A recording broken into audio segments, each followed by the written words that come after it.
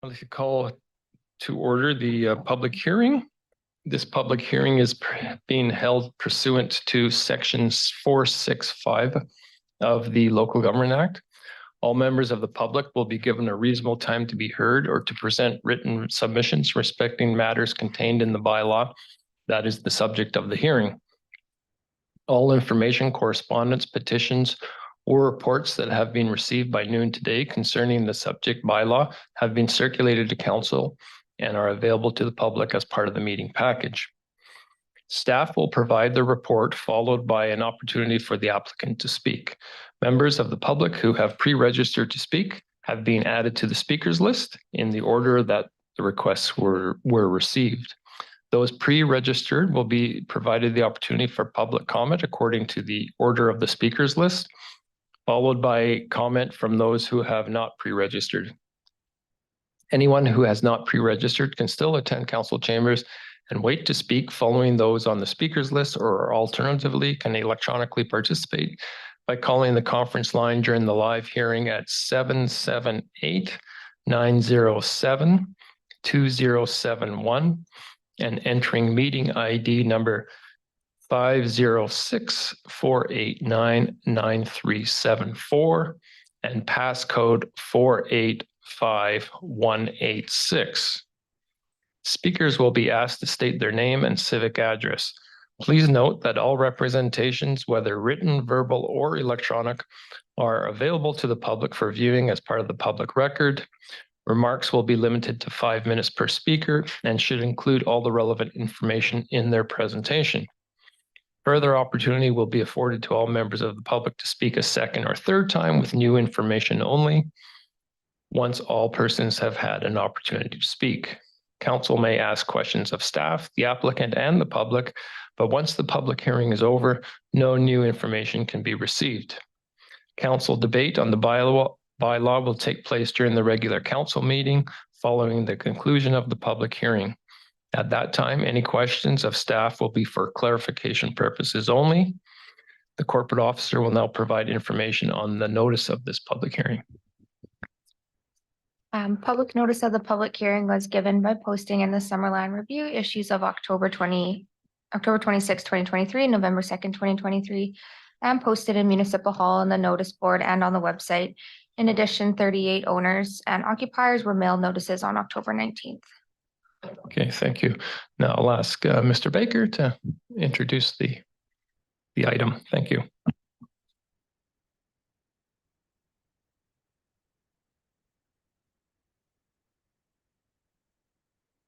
All right, thank you, Council. Yes, this is a rezoning application, Z23003, excuse me, located at 10113 Quinpool Road. The purpose of it is to rezone from RSD1 to RSD1I to facilitate a two-lot subdivision. Just to give an overview of the zoning bylaw, so the neighborhood includes many different zones which allow for single detached, duplex, multifamily, and commercial zoning. There are many properties that are zoned RSD1, which the subject property is currently zoned, and RSD1I, which the subject property is proposed to be zoned for. Just to review the official community plan, so the subject property is designated low density residential intensification. The subject area has multiple mixed designations from low density residential, multifamily residential, institutional, and commercial due to its proximity to the downtown core. The low density residential intensification designation is considered in areas that are underdeveloped and mature neighborhoods, are generally within 5 minutes of walking distance of public amenities and services, and this designation encourages density through infill development. Furthermore, the subject property is within the urban growth boundary. So this aerial imagery here just kind of shows the kind of the built form of the neighborhood. So the neighborhood consists predominantly of single detached dwellings with some higher density housing forms such as apartments and townhouses that are located to the south and to the west. The subject property is located just north of the downtown core. So again, the proposal itself is to rezone from RSD1 to RSD1I to facilitate a two-lot subdivision. Proposed Lot A is 308.7 square meters, while proposed lot B is 662.7 square meters. It should be noted that proposed lot B could be further subdivided in the future to create additional lot. The new single detached dwelling, if the rezoning and subsequent subdivision were to proceed, would be construction on the new lot, which is proposed lot A. This proposal meets OCP policies intent, such as increasing affordable forms of housing by increasing density, creating smaller lots, and utilizing existing municipal infrastructure. The access to the lots would be from Quinpool Road, and the parking would be located on site. So in the zoning bylaw, 2 parking spaces are required per dwelling unit. This slide here just kind of shows you the difference between the RST1 and the RST1I zones rather. So not a large difference between the zones except for that the minimum lot area for the RST1 is 460 square meters, while RST1I is 360. They could go smaller to 275 square meters via a density bonus provision of $5,000, of which that money would go into reserve fund for parks and recreation or fire department equipment to service higher elevation buildings. The RST1 is a general urban residential zone, which is compliant with the low density residential designation within the OCP. And the RST1I, again, is an infill zone intended for redevelopment within and around the town center.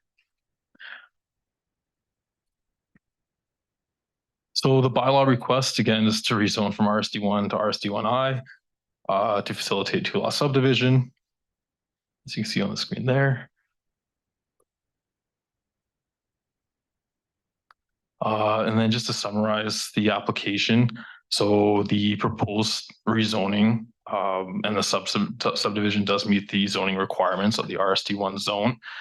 The proposal also meets the intent of the official community plan.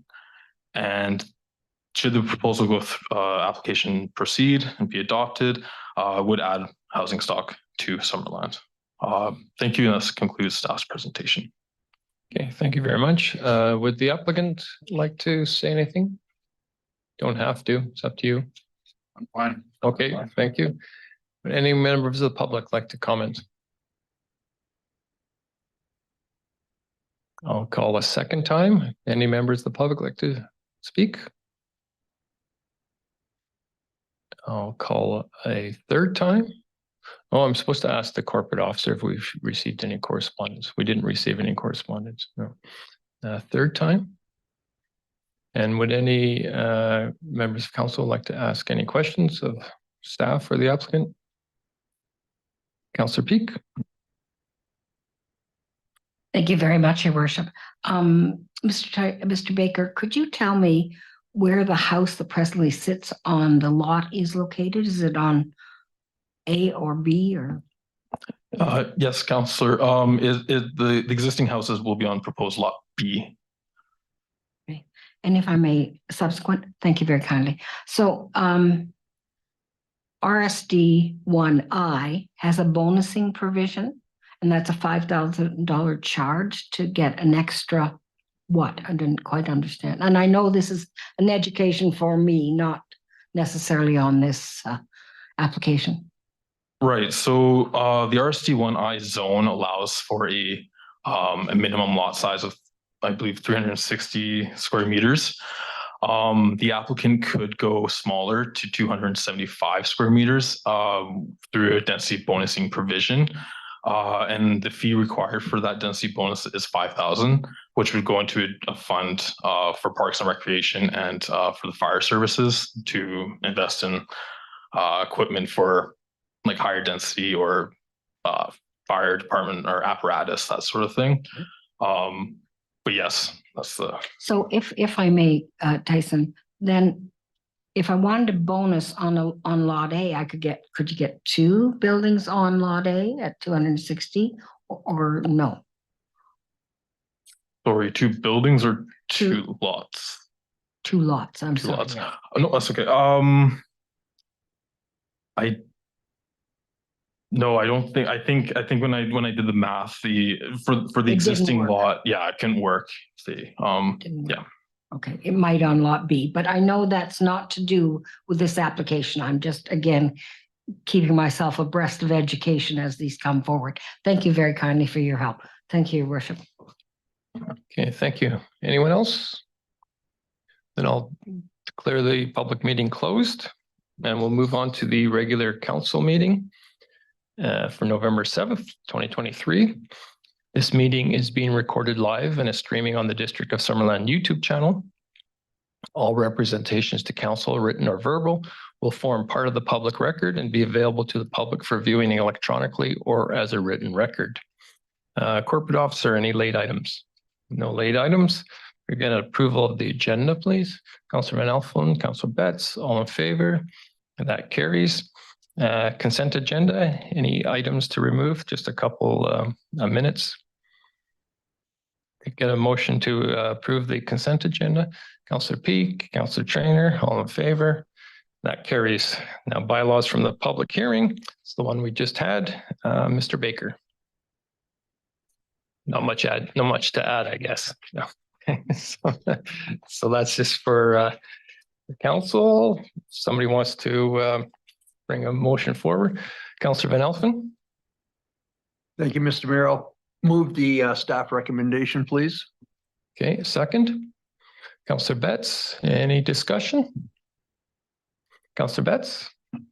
Thank you, Mr. Mayor. I would just like to take the time to note that this kind of infill redevelopment in serviced lot areas right close to downtown, this is exactly what the province is talking about desiring and is going to be moving forward with legislation on. And so for that reason, I think this is just a really great use of the land. Thank you. Thank you. Anyone else? No, so this is for third reading. I'll call the question. All in favor? None opposed. That carries. It'll come to us the next meeting for adoption. Mayor's report. The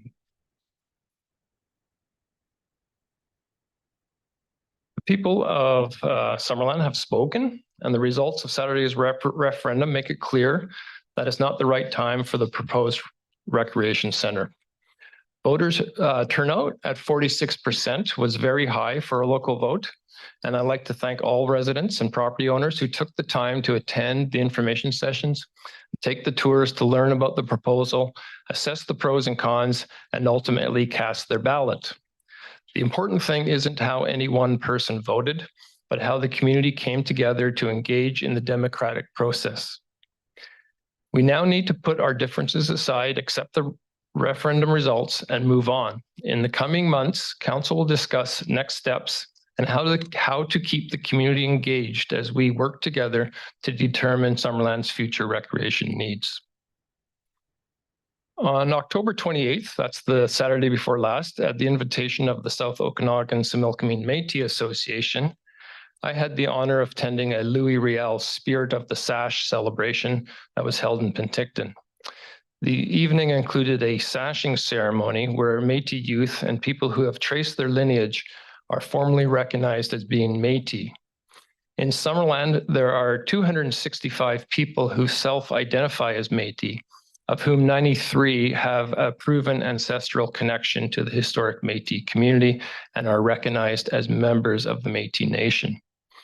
In fact, both the president and the vice president of the South Okanagan-Similkameen Métis Association are Summerland residents. The Royal Canadian Legion's annual Poppy campaign begins on the last Friday of October, which this year fell on the 27th. By tradition, the Governor General receives the first poppy for Canada, and in towns across the country, the mayor receives the first poppy for their community. It was an honor to receive this year's poppy from Doug McKay of the Summerland Legion. And in fact, at the time of when I was receiving the poppy, Fire Chief Robinson just happened to be walking by, so we grabbed him and got him to be in the photo. So the November 11th Remembrance Day ceremony will be held as usual this Saturday at Memorial Park. And again, as mayor, it will be an honor to lay a wreath at the cenotaph on behalf of the district and the people of Summerland. I continued to make my rounds and sit in on various council advisory committee meetings. And on October 25th, I attended the meeting of the Community Climate Action Advisory Committee, along with Councillor Barkwell, who is the council liaison to that committee. The committee received information about the provincial funding we receive under the Local Government Climate Action Program and discussed the process they'll use to determine eligible projects for council to consider.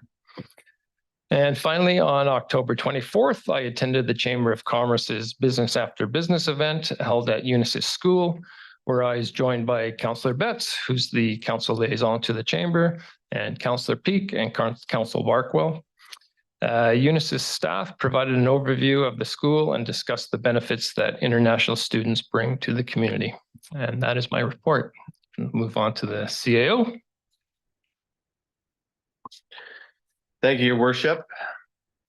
With a referendum in the rearview mirror, now I wanted to take a quick moment to recognize staff for their hard work, from open houses to videos to communications updates to answering the multiplicity of questions. A lot of work went into the process.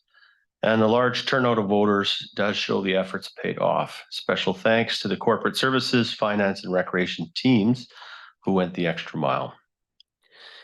A quick update on the pier. With the old pier out now, our focus has been on getting the authorizations from the province to proceed with working in the water to install the piles for the new one.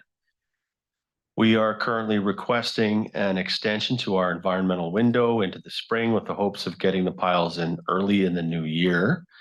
If we can get that approval, we should be able to get the basic pier replacement installed by May or June and target an official opening in July. As noted, however, this timeline depends entirely on the province allowing us additional time in our existing working window. If that can't be provided, further delays should be expected.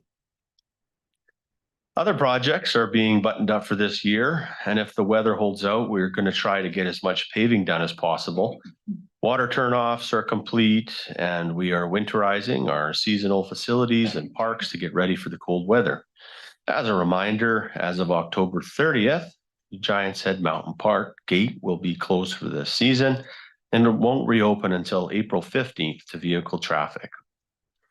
We are also working closely with the chamber to ensure everything's ready for November 24th for the Festival of Lights as we prepare to kick off the Christmas season. After another record wildfire season for the province, I am proud that our fire department continues to be proactive in terms of wildfire risk reduction.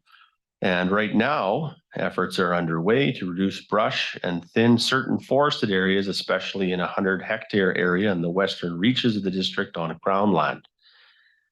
Contractors will be pruning, thinning, tree falling, brushing, grazing, and burning of piles of debris along with reforestation. People in and around the area can expect chainsaw running and pile burning to take place. This will continue until February 1st, 2024. Finally, just as a reminder, there is from November 14th to 17th, an unlimited yard and garden waste curbside collection. After filling your green bin, residents may also fill craft-style bags or special containers marked yard waste only. Branches 5 centimeters or under that are properly bundled will also be picked up as long as they are tied together with string or twine and are under 25 kilograms. With that, I conclude my report. Okay, thank you. Council, any questions for CO or myself on our reports? No. We'll move on to the public comment opportunity. I believe Mary Ann McDonald's registered. Go ahead.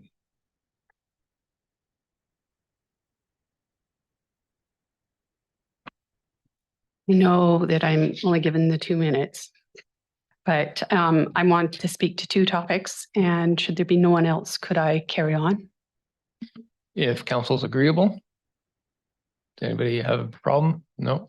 Okay, we'll give you, it's 4 minutes enough for both subjects? Oh, yeah. Oh, yeah, okay. Yeah, plenty. Okay. Mary Ann McDonald, 6505 McDonald Place. It's concerning 9.2, your cash in lieu of parking. to take it away, I think the proposal is flawed. We should not be comparing Summerland to the likes of Edmonton, Calgary, as both of those cities have over 1 million. And I don't think we should be compared to any other city or town, particularly in the US. Even comparing our town with High River is misleading. And although High River has comparable population, the demographics are much different, with the average age of their population being 44. We currently do not have, nor do I see it in my lifetime, a comprehensive and effective transportation system to support the removal of cash in lieu of parking that is being presented. High River is quite flat, with a land area of 8.5 square miles and a population density of 1,672 people per square mile. Summerland's land mass is 28.6 square miles with a population density of 421.2 people per square mile. With no wide roads like High River to accommodate other means of active transportation, I'm not sure who the suggestion would be to pay for this cash in lieu of, the taxpayer. We need to consider what the cost is to replacing the existing infrastructures. And I also know that the cost in this town and in the Okanagan is high. So I don't think that the removal of cash in lieu of parking will promote a vibrant downtown based on the premise it will encourage more people to walk, and we'll be losing yet another cash resource. Perhaps we should be looking at increasing the cash in lieu of to be more in line with the other Okanagan municipalities. That's number one. Secondly, I feel the proposed motion to support amending the Cremation, Interment, and Funerals Act by Councillor Betts is admirable but premature. Currently, there is no conclusive evidence that dead bodies using the green method of alkaline hydrolysis as a permitted form of disposition versus traditional methods of cremation will lessen the carbon footprint, much less whether it has had an impact despite being used in other provinces. At this point, to ask that staff be directed to do a feasibility study on a dedicated area in district-owned cemeteries for green burials is a misuse of staff time. And I'm pretty sure the dead person won't care if they are in a designated area after a green cremation. I think staff and council should be more focused in on their municipal responsibilities. Thank you. Thank you.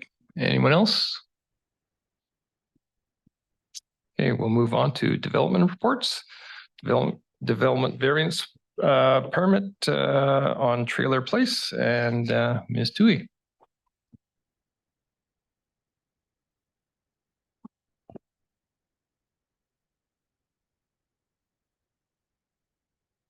Thank you, Mayor Holmes. The district has received a development variance permit application located at 12016 Trailer Place. Oh, this is on. There we go. The property is zoned RSD3, which is our residential estate lot, and designated low density residential within our official community plan.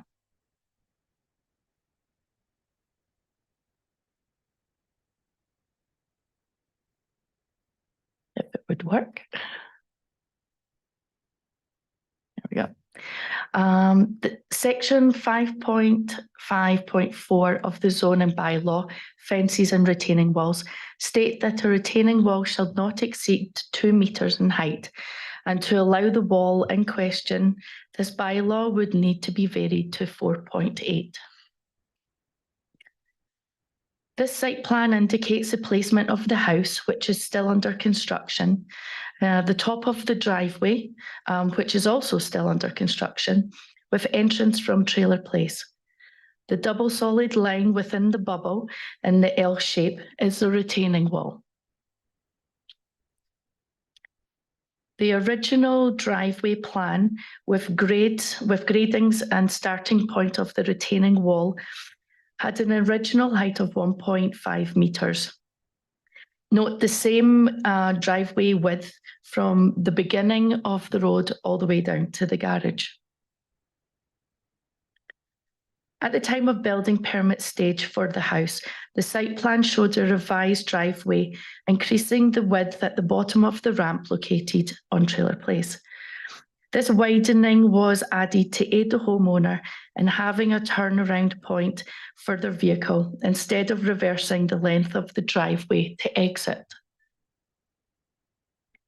By widening the driveway and due to the significant grade below, a retaining wall with an increased height of 4.8 metres would be required as per engineering design.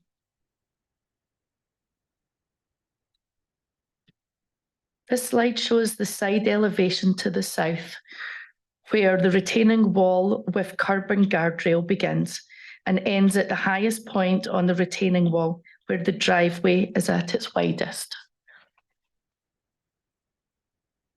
And here in the east view elevation from the highest joining point on the left and where the retaining wall reduces in height as it joins to the house.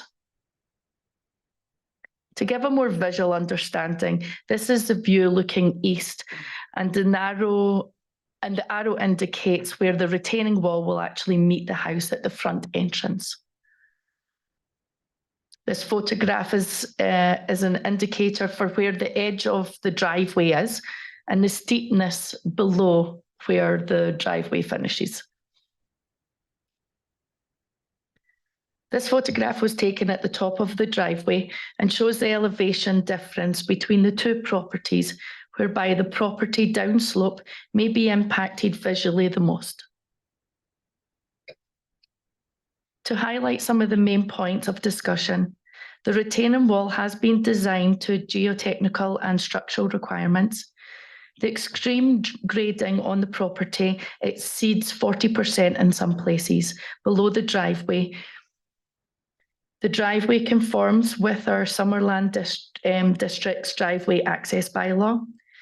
And the engineer's report provided shows it follows the recommendations.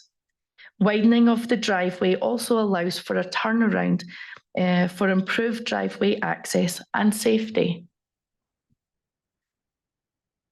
In closing, staff are in the opinion that due to location, significant slope topography, and the recommended design by the engineer, Equilibrium Engineering, staff are supportive of this variance.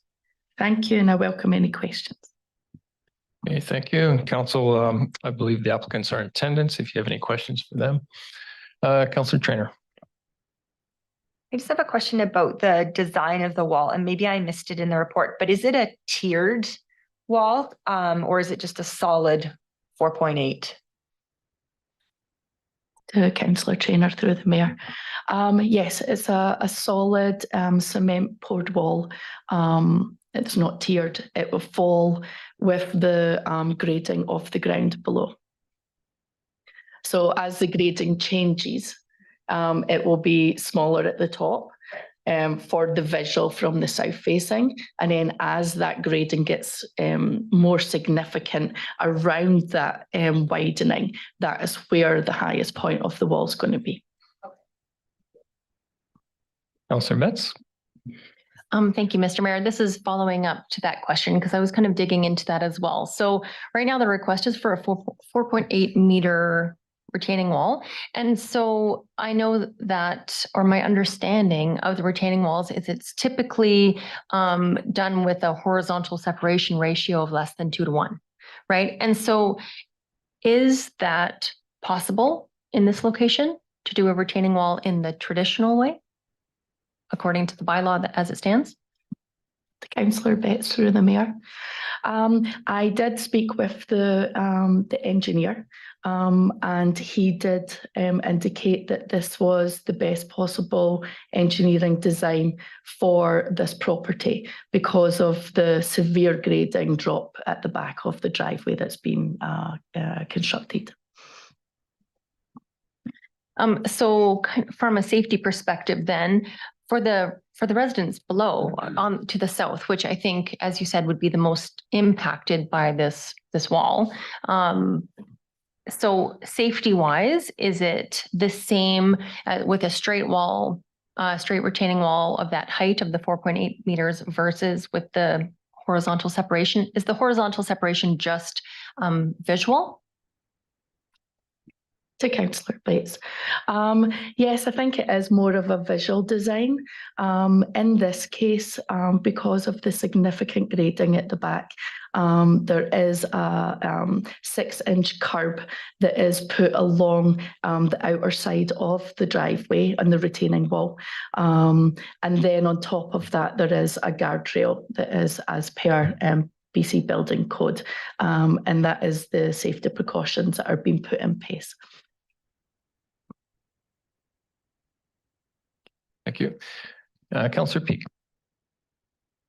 Thank you very much, Your Worship. If I might ask, I'm looking at the picture that has some, at the top of the driveway, I think it's at the top of the driveway that has rocks down that I think the neighbors put in. Can you bring that one up there?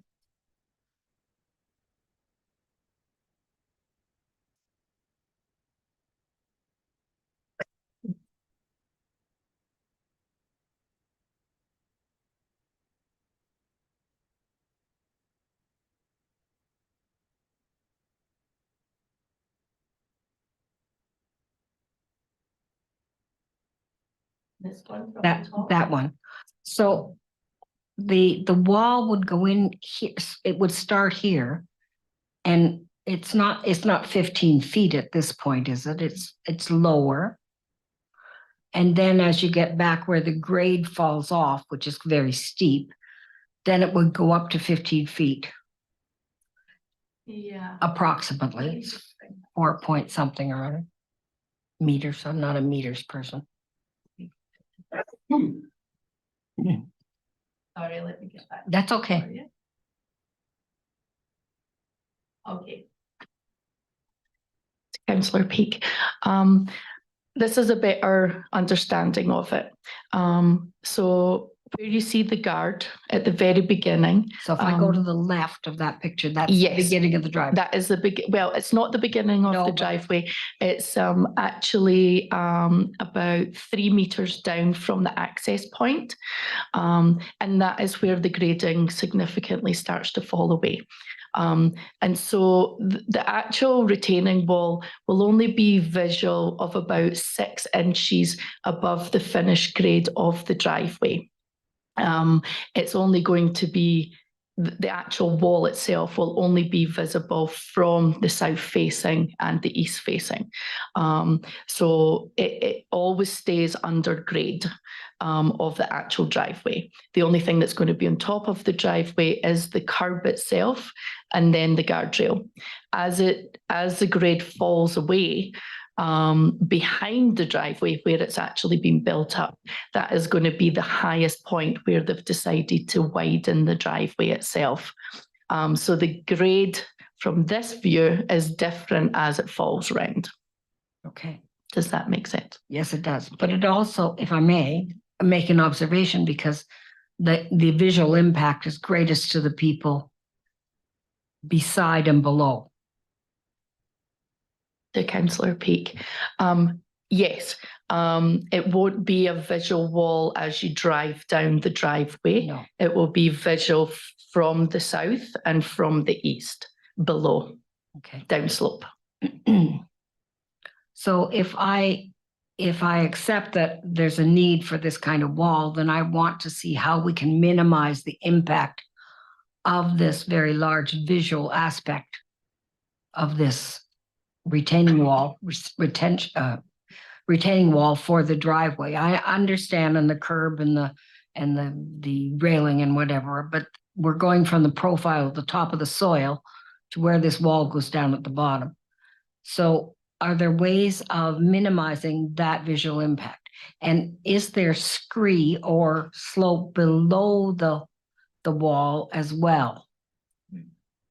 There is. So I'm looking at when I did landscaping work, you were able to plant in that scree in the spring. You can top dress it and you can get things that lower the impact of excess water or dust blowing or that kind of thing. So I would think that we need a requirement to have that done at the cost of the people that are having this development done. And I'm wondering about the color of the concrete, because colors can make a really, really strong visual impact. So if it could be not gray, but a tan color, something that makes it look more like the geography of the area, that impact could be greatly different, because you don't plant on a wall, because you don't want permeable areas and water getting into it. But at least if it was a color, that would minimize some of that difficulty. Because I make mention that we have these letters from the neighbors who quite legitimately have some concerns, and the neighbors put the rocks in because things were coming over the side.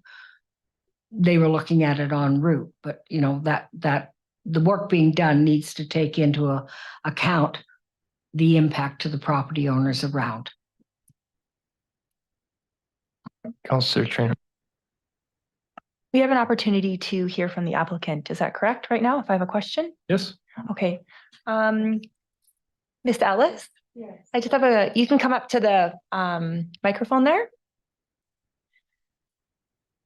As Councillor Peak mentioned, we did get 2 letters of opposition, which we have to consider as well. And I understand your challenges because Summerland is a hilly place. So it's you know, we have to balance how to build homes and, you know, make our neighborhoods look nice. Have you talked to your neighbors at all about their concerns? And do you guys have any kind of middle ground or, so, you know, options for helping since the project began with James, I've really tried to get him to come and talk to me about different things. He's continuously just gone directly to my builder on the plan, and it has been a little bit contentious, but I've told him that he has, and Shannon's got some, I think in your package, you'll see some blue, Wichita blue cedars that are all along that side, that definitely where the steepness of that lot is, or the wall is going to be, is totally planted with, those are probably 10 feet tall now. And my wall is not going to go close to that area. So are you trying to bring that up, Shannon? That's okay. So, and I've told him that we've already gone out and bought kind of some, sorry, Donna, what's the name of the seeding that we're putting in there? Well, we're putting native seeding from Sagebrush. Yeah, Sagebrush Nurseries, and doing something along that side. And again, I guess to my point is James's view is not at my wall. James's view is to the lake. And I think it's just been a little bit difficult from the get-go. But yeah, if we can pull that up, he does have some very mature trees along that side that hides the steepness of the wall. And mentioned those rocks that she thinks that. Oh yeah, and the rocks were there all along. Like the rocks have been there even before I did the subdivision. So I initially subdivided this piece of property off my lot and then did the house build. But those rocks have been from his previous owners before he moved into the house. On your property. Okay, yeah, fair enough. I appreciate you sharing that with us. And again, there was no option at all to do a tiered, which would kind of break up the wall. Yeah, as to Shannon's point, we're trying to go as low, like it's not going to be 15 feet right from the get-go when he looks at it. And I'm not going right to the road. I'm going to start my retaining wall, of course, from a cost perspective as well, as far down as I can until that grade has to be maintained, and then go out and around. And I believe the steepest point of the wall will probably be right on that corner where it faces east, not to the south, not to James's home. Thank you for that. You're welcome. Any other questions? Councillor Van Elfen. Thank you, Mr. Mayor. Just through the planning department, back to Councillor Peak's comments about the concrete wall. Are we looking at exposed aggregate? Or is it straight pour? Yeah, but you could finish, it could be an exposed aggregate finish on the outside of the wall. Could it not? To Councillor Van Elfen through the mayor. As far as the documentation from the engineer, it is a full poured concrete wall. No exposure, just full concrete. Councillor Betts. Thank you, Mr. Mayor. So I think following up, I think the biggest concern is finding the balance between the grade and the need for the wall on the property, as compared to the residents who will be affected. And like you said, the view is to the lake, but it is, right adjacent to their property. And so I understand these two needs. So my question is with the resident directly below, having those trees on their property, in building this wall, if it's to go through with the support of council, if it is to be built, who has responsibility for the impacts to the surrounding properties during the building phase? Councillor Bates through the mayor. It is the property owner's responsibility for any impact, but it's at direction of council.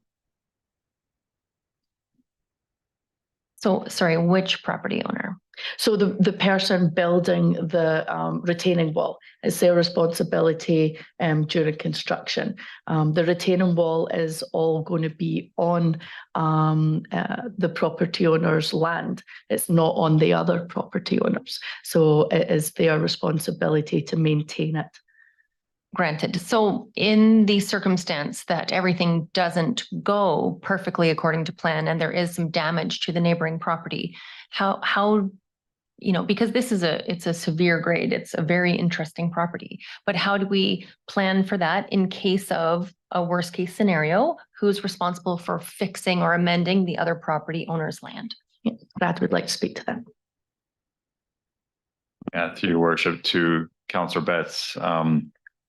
So when it comes to a construction project, there's usually a requirement for the contractor to carry liability with WorkSafe BC for these type of situations of if there was an event that was to occur during the construction process that would have a damage on a neighboring property.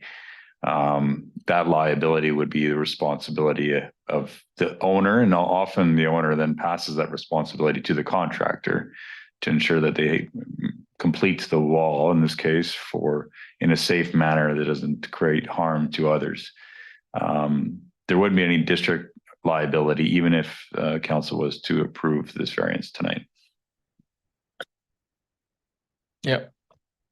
Because this kind of scenario was new to me. And so, for example, those in the correspondence that we received, a neighbor was concerned about their 5 trees that lined the property. So in the event during the building that those trees are damaged, would then the contractor be responsible to repair, replace, or just, make improvements if things are damaged? Mr. Delavan.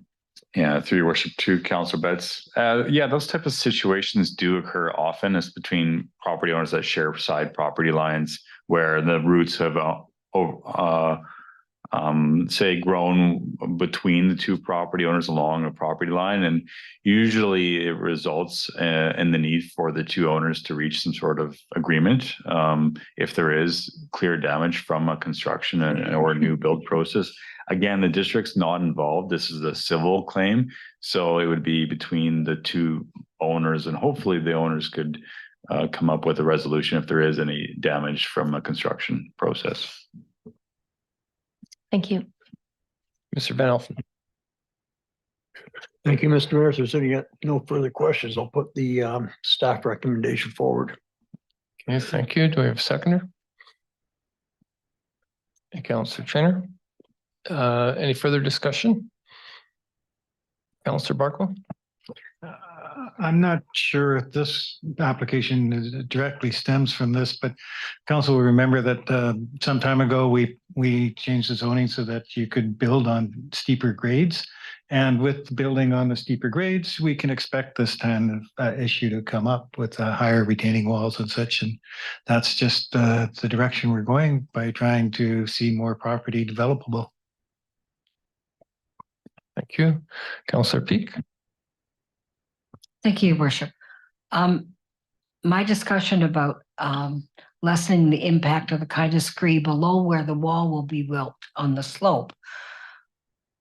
the property belongs to the people that are developing that land, but I really think they should be doing some plantings in there because I think it will lessen any kind of water runoff and makes the dust situation better. I just wonder if it's possible to incorporate that in the direction of having this works done.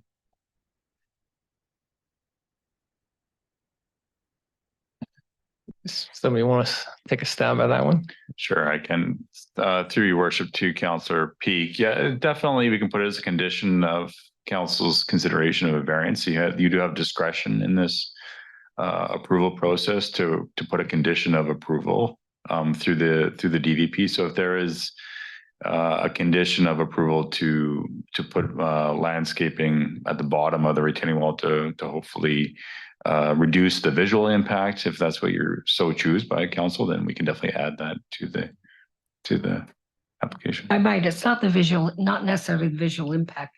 It's the fact that you have a slope that's below the wall. So if you look at this picture and the wall goes in, there'll be a slope below the wall. And I'm wondering if that it has some plantings in, as they spoke about some Okanagan seeding, that's part of the requirement. They're speaking to it themselves. I just want to make sure it happens.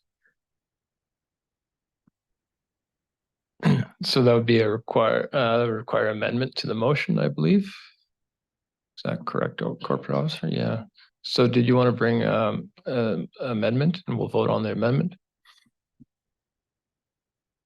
Not quite sure how to word it. Your Okay, worship. so we'll just get the motion up on the screen. Councillor Barkwell? I just had a question. I'm just trying to figure out from the drawings here, how close is the footing of the retaining wall to the property line?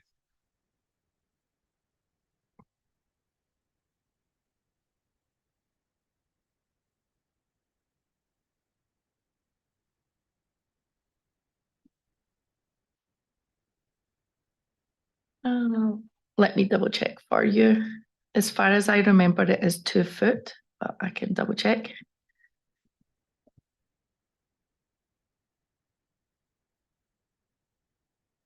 Sorry, just a point of clarification to the question. Is it the side property line or the one below? There's two property owners that you're. Wherever the wall is, how close the wall is to the property lines then?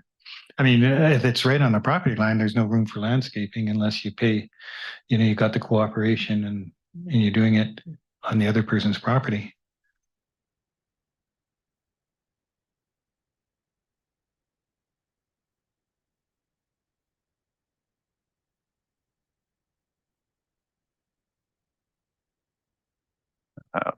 Oh, sorry, go Yeah, ahead. just to answer the question. Thanks to Councillor Barkwell. So I'm just looking at the site plan right here, and they've got a measurement of 3 feet from the edge of the wall to the side property line. But then there's a point in the retaining wall that curves, and it goes to a south, or I guess this would be east facing portion of the wall to the property down below, and that's much further back, probably closer to like 30 feet, I would imagine. Just there is no measurement provided, but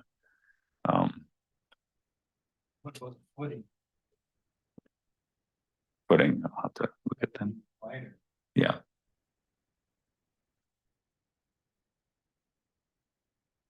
Looks like it's 8 inches further than the wall, the edge of the footing. Answer that question.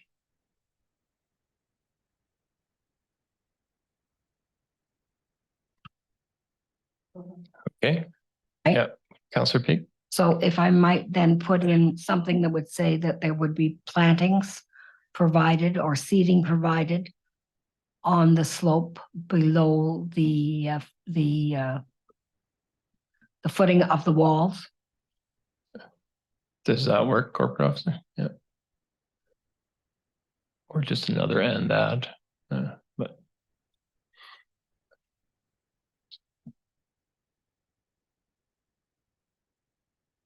If we get a seconder on the amendment. Councillor Betts, so discussion on the amendment. Councillor Trainer. I just want to confirm that if this is going into the motion, that it's actually possible to plant trees there that would No, survive? I'm not talking about trees, if I may, Sorry. if I may. It Shrubs, doesn't need to sorry. be, it doesn't even need to be shrubs. It can be low plants. It could be flowers. It keeps the soil from having washouts. It keeps it from dust down. It gives a different visual effect. If you Okay. put flowers in, if you put some of the creeping plants, periwinkle, there are other things you can put in. I'm not even saying it has to be shrubs, but there are things you can, so condition that seedlings be planted, seedlings or seeds for flowers be planted below the footings of the retaining wall. So I'm not necessarily talking about shrubs or trees. Okay, thank you for the clarification. I just want to make sure that what I'm voting on is something that can actually be done. Yeah, thanks. I presume the applicant, or I presume it can be done if the applicant already said that Okay. they're going to No, do it, that's as long as it's not invasive planting. So that'd be the worst thing. Okay, so I'll just call the question on the amendment. All in favor of the amendment? None opposed. So the amendment carries. I'll call the question on the motion as amended. No, somebody has to move that, don't they? Or did we? No, it's already been moved, right? It's already been moved. So I'll call the question on the motion as amended. All in favor? Any opposed?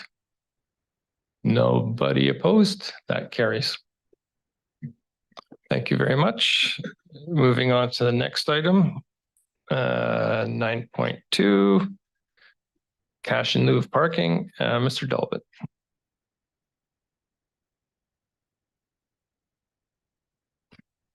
Thank you, Worship. Let's wait till the presentation comes on. Okay. So I'm happy to be in front of council this evening to talk about our cash in lieu of parking provisions within our zoning bylaw. I'll just roll into the presentation slide here. So if the reason why this is being brought forward to council tonight in particular is that this is an item that was put into the council's strategic plan for the council's term 2022 to 2026. Within the section of bylaw and policy review, we had the payment in lieu of parking review to be initiated but Q2, Q3 of this year to Q4, so the end of this year, to be completed. So within the district zoning bylaw right now, we have section 6.4, fee in lieu of parking. And there's really two regulations that are specific to this provision within our zoning bylaw that a developer can provide cash to the district in lieu of providing parking on site.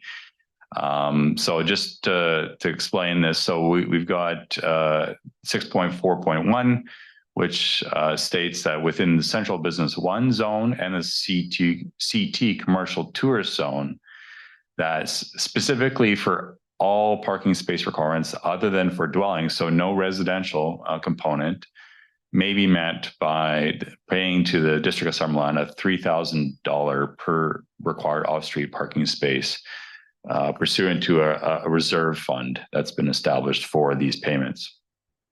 And then further to that, and kind of another further break, I guess, to the development community was this 6.4.2 that each required parking space provided through payment would count as provision of 1.5 required off-street parking spaces. So effectively, it's a rate of $2,000 per stall if you're going to use that 1.5 factor.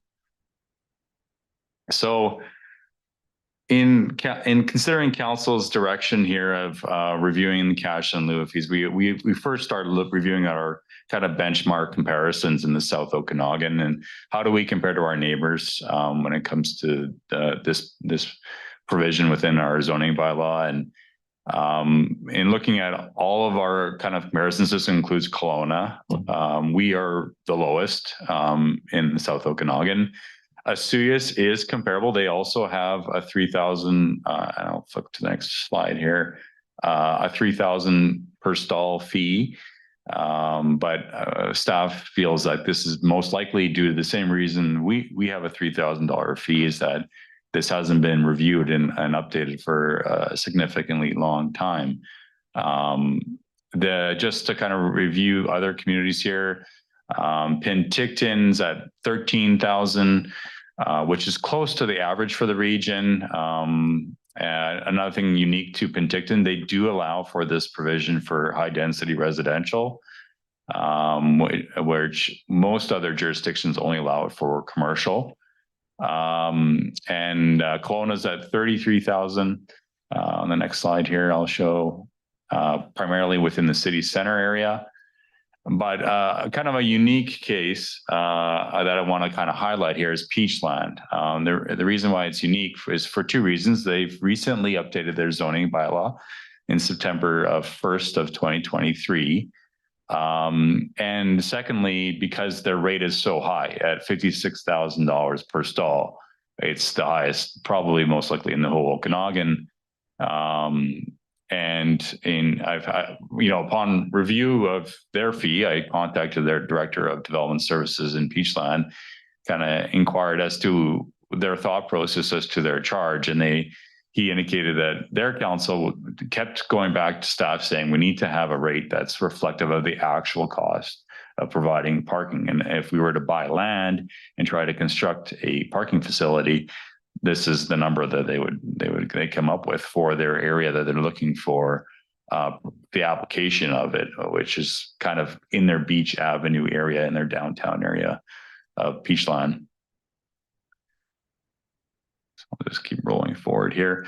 So when we're looking at the cash in lieu stat to staff level from a planning perspective, we kind of started thinking about what are we really trying to achieve here, and just the review of just this fee. Is there other issues of concern when we look at our parking regulations that might need review at the same time? And so we also wanted to note to council through this report that there has been changes in kind of best practices of land use planning throughout North America. So there's multiple articles within the planning discipline that indicates that minimum parking stall calculations are locking up additional land that might not be even needed for parking to additional surface parking. And perhaps where there's an overbuilding of parking occurring, especially in a more city context, that these minimum parking calculations might are they reflective of our cultural and community needs? Is it, when we're considering that we're in a housing crisis, perhaps that there's need for additional amenity areas? Why are we requiring such a kind of static and significant amount of parking to be constructed through our zoning bylaws? Another kind of new approach that I'll get into from other jurisdictions is perhaps with this question of how much parking should be provided should be left up to the market, so that a developer, if they're going to try to sell units, they're going to have provide parking to a certain amount to be able to make their units more marketable to the public. And really, at the staff level, should we be getting involved in that review and discussion of the amount of parking that needs to be using these static tables? And another thing too that these static tables don't often reflect is, the different circumstances that might be nuanced for a specific project. Whether a project is close to transit or close to the downtown core where the people can walk, close to also active transportation routes where people perhaps can bike to work instead of using an automobile. This is, again, not just reflected to Summerland, but a lot of jurisdictions are looking at perhaps removing their minimum parking requirements and flipping the script, putting it onto the market to determine how much parking should be provided.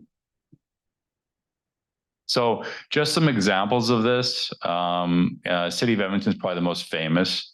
They came out a number of years ago in 2020, and through one fell swoop, basically removed all their minimum parking requirements citywide. They had a robust engagement effort, and basically their messaging that they came back with from their communities that the businesses and homeowners are in the best position to determine their own parking needs and not district or municipal planners. They did still maintain within their zoning bylaw barrier-free and bicycle parking provisions for minimum requirements.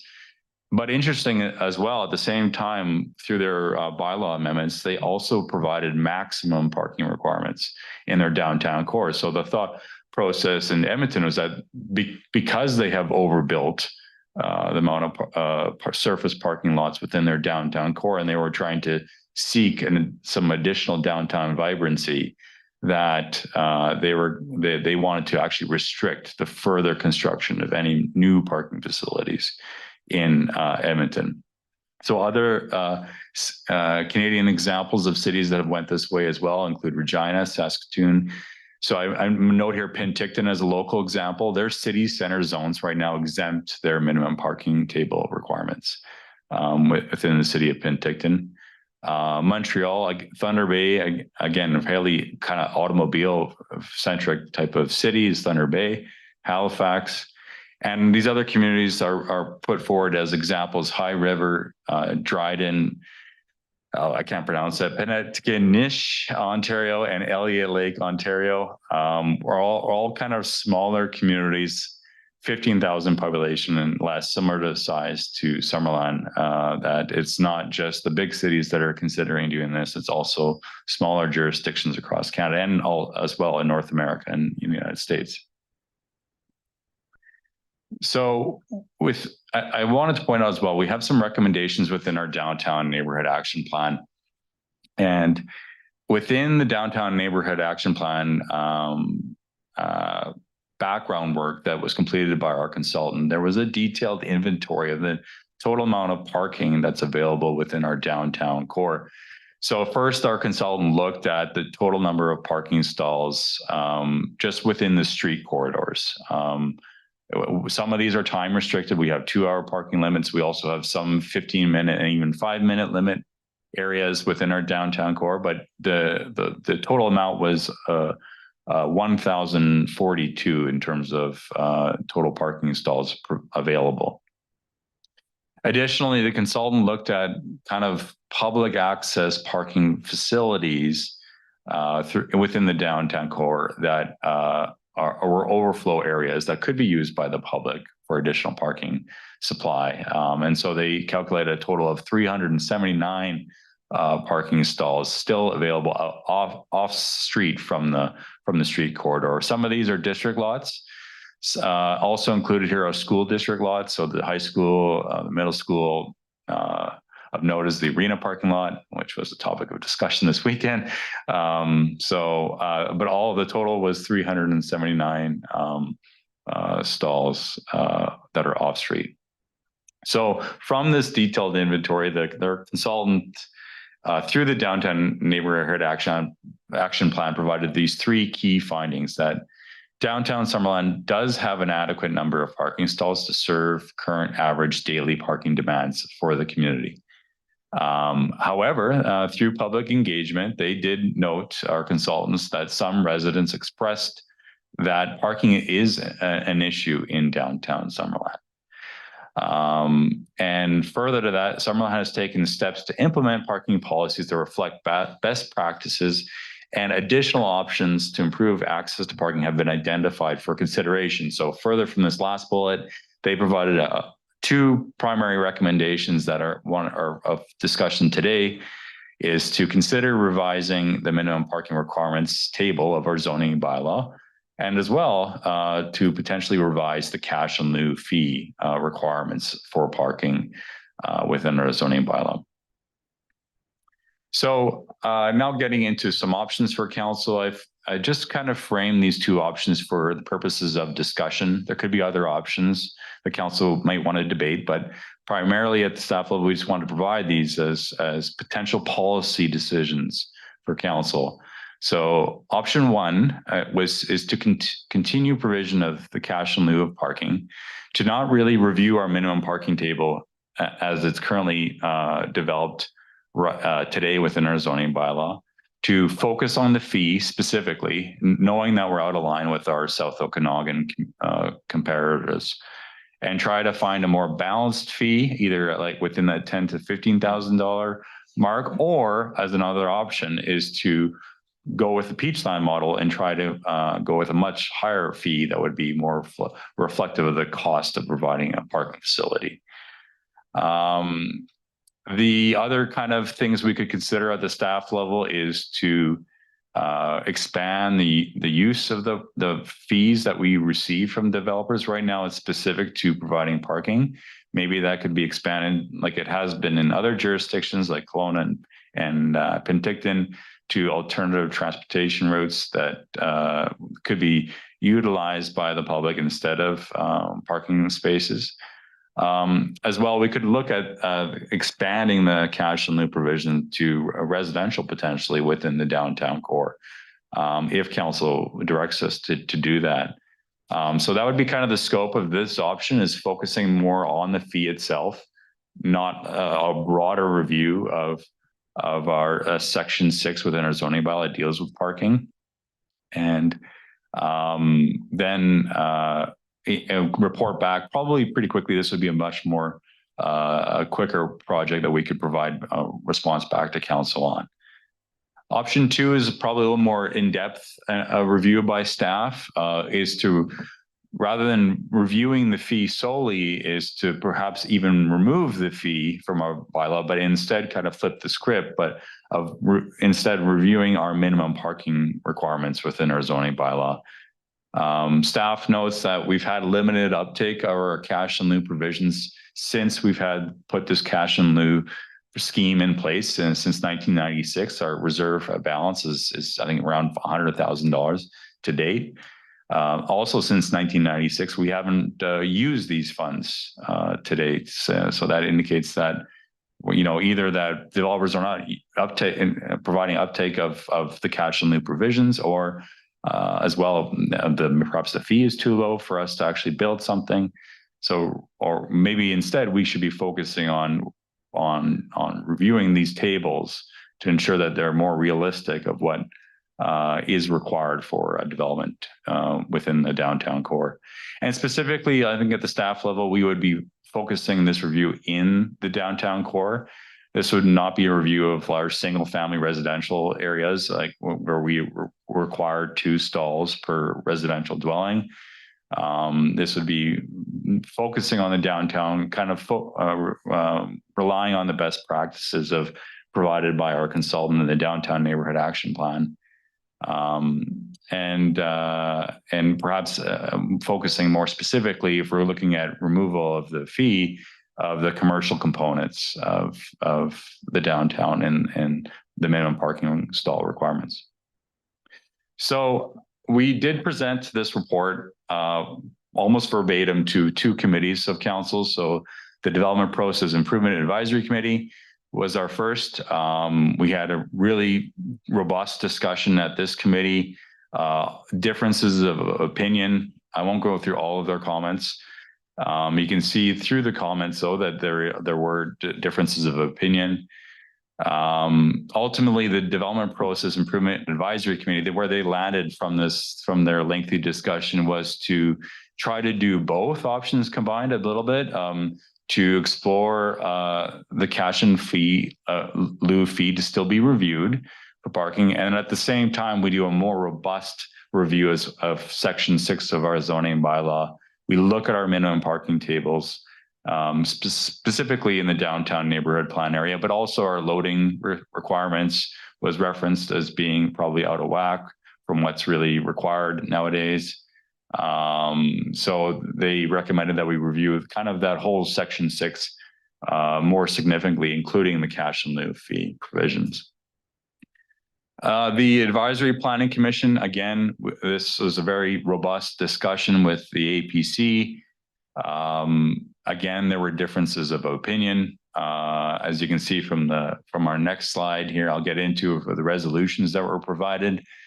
I'm not going to be going through these comments, but generally a really good discussion about what we value in Summerland, and what we should be putting in our bylaws is what we value.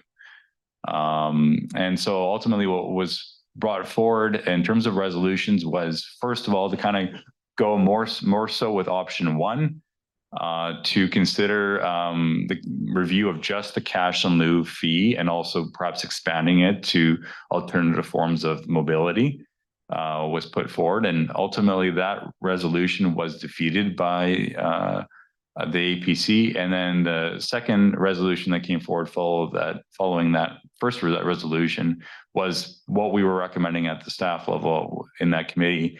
We proceed with option two, which is a more robust review of the cash in lieu parking requirements to be removed, as well as the review of our minimum parking requirements. And so that's pretty much what we're recommending to the council. Again, at the planning staff side, I do have Director of Finance, Dave Svitlichny, next to me.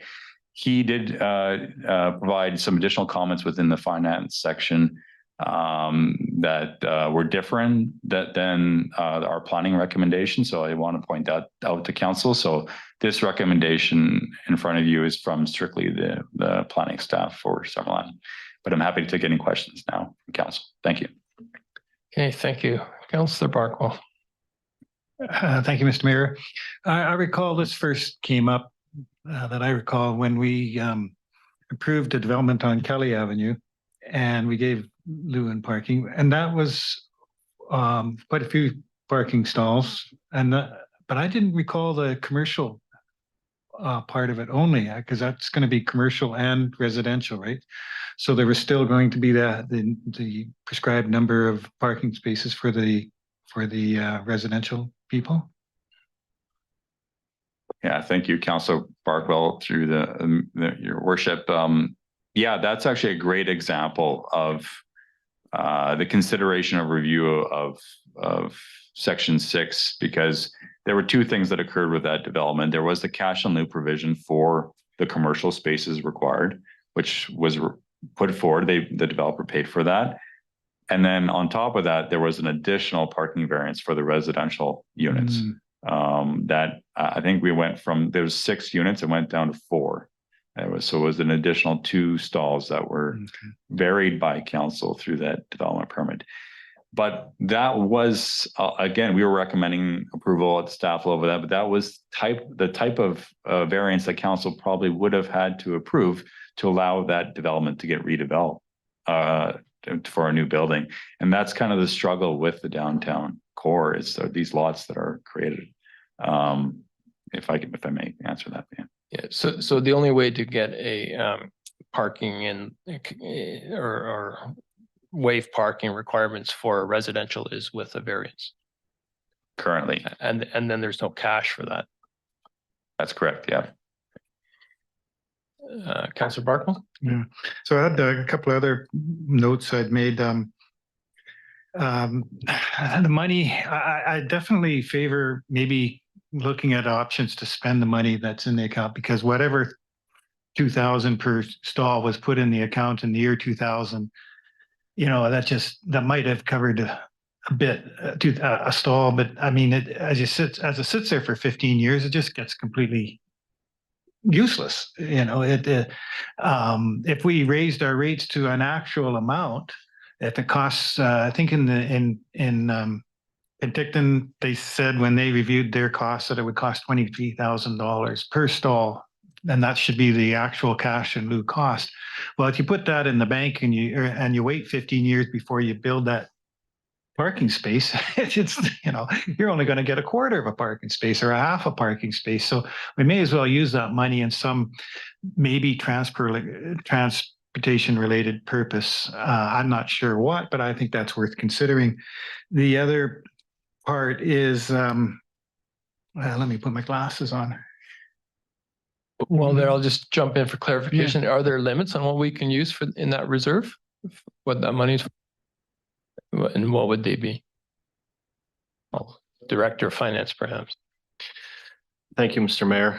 So the community charter does establish what can be spent in terms of the parking reserve.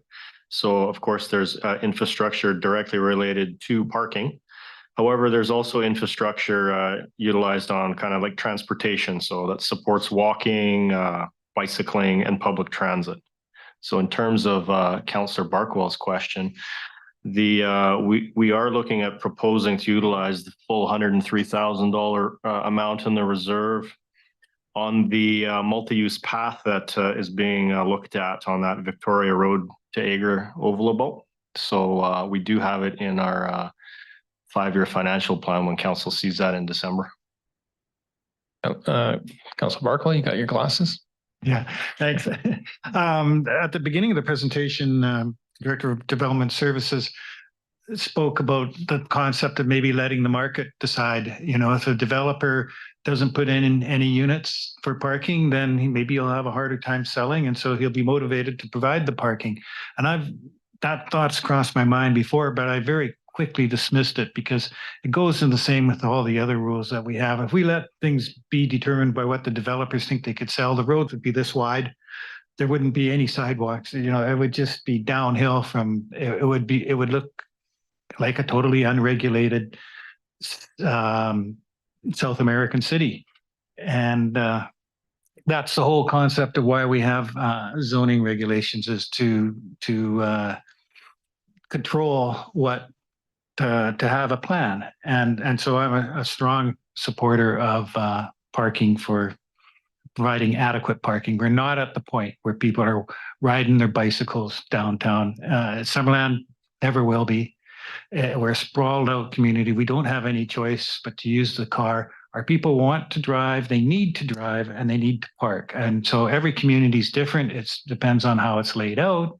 Sometimes you got a river in the way. Sometimes you're just a little box like us.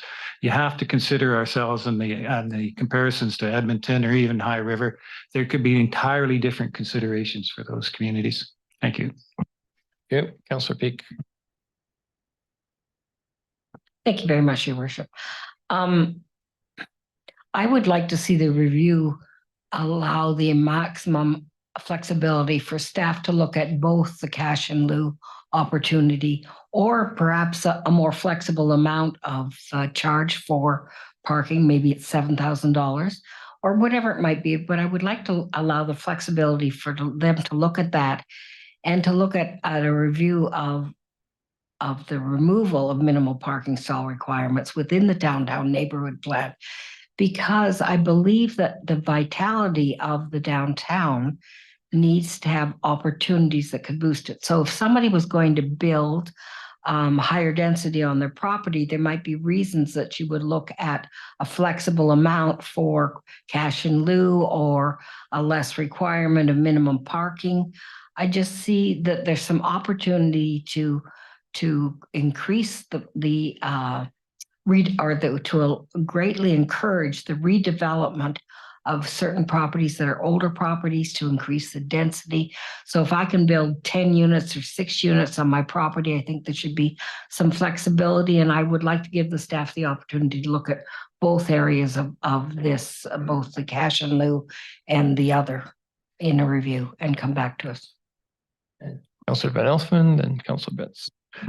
Thank you, Mr. Mayor. I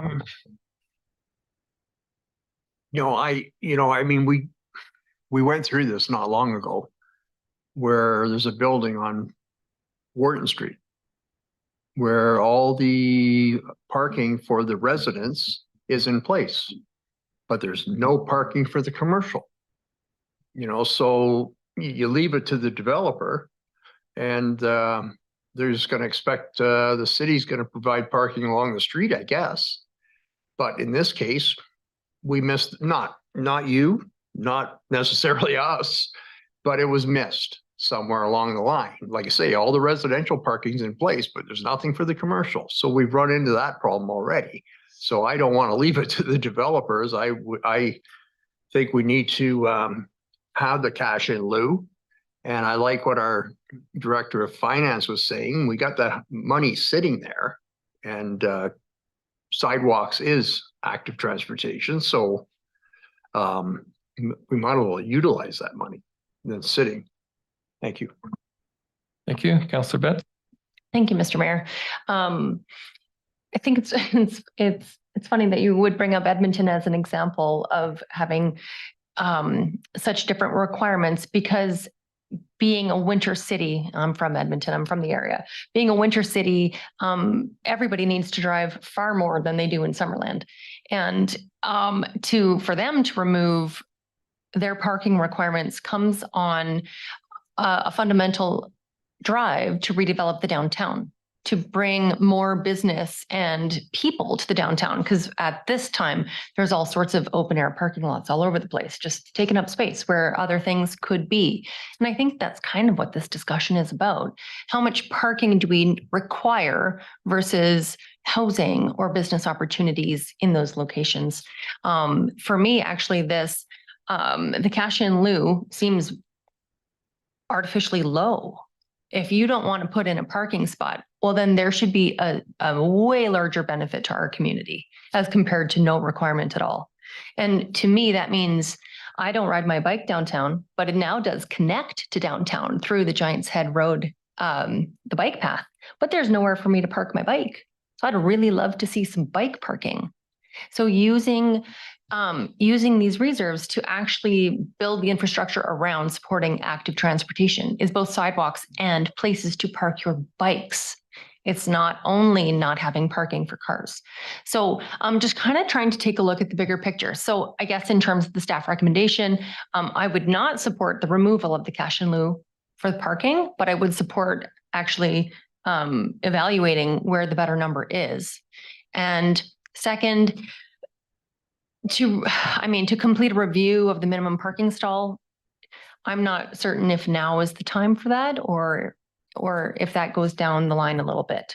So for me, I'm just not sure about that, but I can see the value in it from that perspective. Thank you. Councillor Peak. The second part, the review of the removal, minimum parking stalls, etc. Refresh me. We received a grant to get money to look at our downtown action plan. I haven't got the words exactly, but we received some money. So we're going to be doing that. And that would then play into the second piece in a way. Brad wants to talk. Yeah, through your worship to Council Peak. So that it was a little bit different type of scope of grant. It was the Complete Communities Grant that's going to help us with our OCP amendments required for the downtown plan and look at the density that we're hoping to achieve within the downtown neighborhood plan and the impacts to our infrastructure. So our systems, sewer, water, stormwater, electrical as well, and look at the actually placing, like modeling out new forms of housing and new buildings within our downtown core and how, what infrastructure requirements might be required from this potential future state of our downtown core. So it's a little bit different. It's not specific to the zoning bylaw per se, or also parking. It'll be related more to land use and impacts to our infrastructure. Thank you. I knew I didn't have a handle on that properly. So it's good to get that clarification. But in fact, the impacts of densification will be seen in both the scenario to do an OCP and when we're looking at the downtown plan and improving the neighborhood and encouraging that revitalization. So I see leaving and having that work done on both options as a direction for staff to come back to us with. Councillor Barkwell.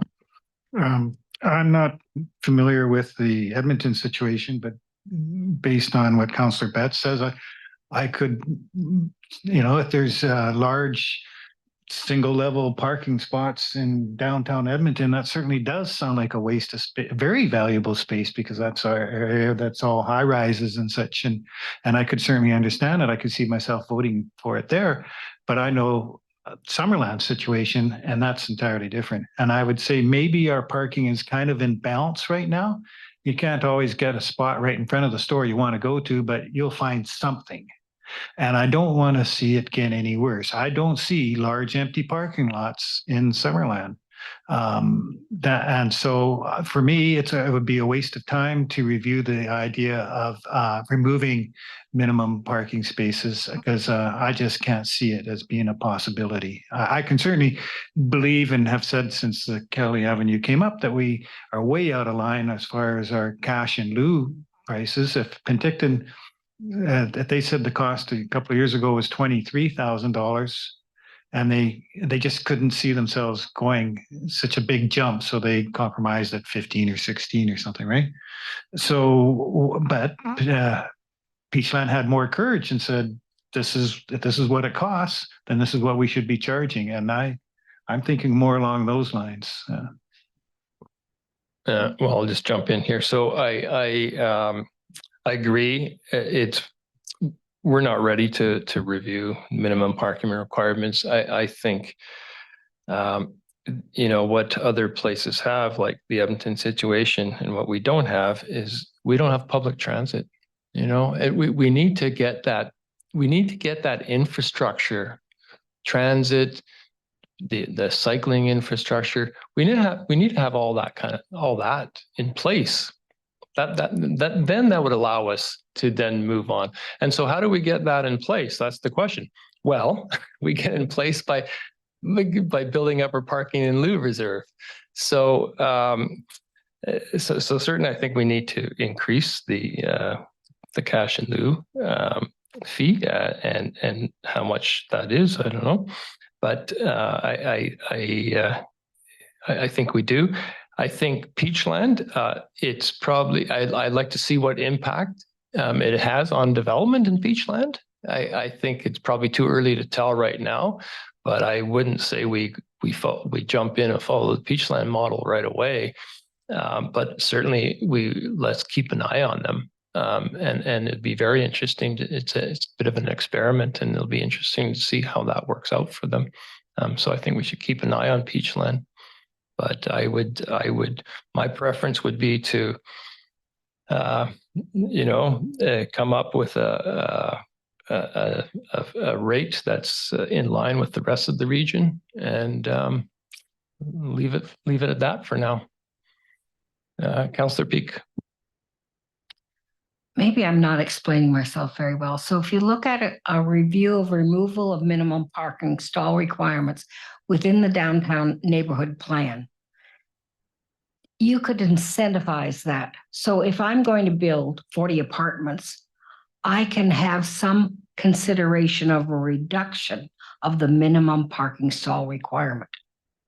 I see that there's some incentivization for revitalization and densification. If you look at that along with talking about flexibility in the cash in lieu.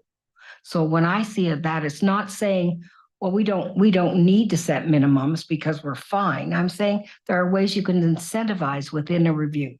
So I'm saying let's allow staff to have that discussion because they may have bigger and better ideas than I do. But I see some incentivization for revitalization of densification in the downtown neighborhood with levers like this. Councillor Barkle. I see Councillor Peak's point, but I think she's talking about something different, really. That's a whole different kind of a question. How you might, the 40-unit apartment building, and that's a residential thing. We're talking about the commercial development here, right? There is no cash in lieu for residential parking. You would have to get the variance as in Wharton Street, and we could give that variance, and then that would be the incentive, and what that variance would be a matter of judgment when the project came up. I really like Councillor Betts' suggestions for using this money on things related like the biking and the parking stalls and things that we need, because it just becomes worth so much less sitting in the bank, and we don't get anything for our money. You get half as much as what we could for our money. Councillor Van Elfen and then Trainer. Thank you, Mr. Mayor. Yeah, I think the Peachland model will be an interesting one to watch, because I think that's a lot of money. But again, it's not Summerland. It's a totally different configuration of a community. They got one street, basically where their commercial sector is, and that's it. You know, they got their main drag, and that's what they're concerned about. Here we've got a little bit different layout. You know, Penticton's model, maybe something more along what we would look at, I would think, and I would be okay with that.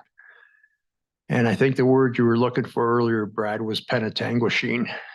I think there's a federal prison there, but I'm not sure. Councillor Trainer. I was wondering if you would be able to explain, I'm just considering all of these things and taking it all in. What again is the logic behind exploring the removal of cash in lieu?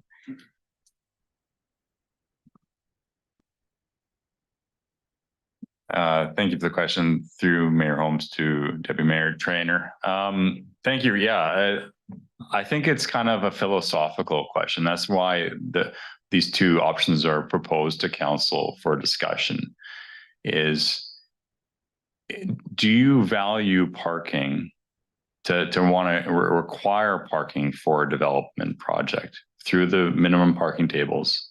If you do, then you uphold those tables, and then you provide maybe a cash in lieu, and maybe follow Peachland's example of you know, really dinging the developer if they want to bend their rules at all, everything, and don't even allow variances to parking, like because we were concerned about parking. Or another philosophical discussion to council is, you know, maybe there is greater value to not valuing the provision of these minimum parking requirements in the review of development projects in the downtown core specifically, because we're trying to activate our downtown core and encourage additional perhaps higher value uses, such as housing and additional amenity areas, additional commercial businesses to be located within our downtown core, within a walkable environment. So it's really a question to councils, like, what do you value with your zoning bylaw here? That's why they're put there as complete opposites for the purposes of discussion. Okay, we should probably get a motion on the floor. Okay, Councillor Betts. Okay, so I'm gonna move that we go for option, pardon me, just a sec, I had it all set out here. The balanced approach, option 2, so the review of the cash in lieu parking fee, and do not initiate the review at this time. However, I would propose an amendment to adjust the cash in lieu fee to increase it to $10,000 per stall. Unless, yeah. Okay, that's the motion. Do we have a seconder for that? Do we need a seconder before we can proceed any further? That's the catch. Okay, second by Councillor Peak. Councillor Barkwell. Yeah, I don't, I think that to increase it to $10,000 to put a dollar amount in there is just too arbitrary. I think that staff should come back, review the costs and what, you know, a parking stall would cost to build in Summerland. Probably the only place would be over by the post office, or I'm not sure, there's probably others. But anyway, yeah, I think that's a little bit premature myself. I think that was the intention of the proposed motion, yeah, was to leave it to staff to come back. So, Councillor Betts. Thank you, Mr. Mayor. The only what I did basically was I took the numbers from the other municipalities in the Southern Okanagan, excluding the 2 lowest and the 1 highest, and came up, the number was 13,500. That might be very well what staff goes back and does. There you go. That's what I would have done too, but I don't know. So then that's Dan. So you want to could do a friendly amendment, or do we have to do an amendment? We should do a formal amendment. Okay. Or defeat this one and the fee. Okay, so someone want to make that that amendment, Councillor Barkwell second, Councillor Peak, I'll call a question on the amendment. All in favor of the amendment? To remove the dollar amount. Yeah. Okay, any opposed to the amendment? Amendment carries, none opposed. And now any further discussion on the motion?